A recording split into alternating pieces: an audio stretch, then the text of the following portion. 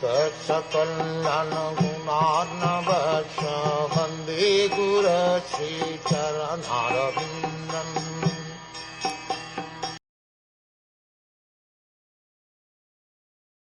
The reason is that Sati's father, Daksha, used to rebuke Lord Shiva in spite of Shiva's faultlessness. Consequently, before attaining a mature age, Sati gave up her body by dint of yogic mystic power. Lord Shiva, being the head of all mystic yogis, never even constructed a home for his residence.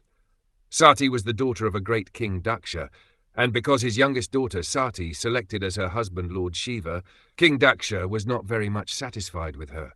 Therefore, whenever she met her father, he unnecessarily criticized her husband, although Lord Shiva was faultless. Because of this, before attaining a mature age, Sati gave up the body given by her father Daksha, and therefore she could not produce a child.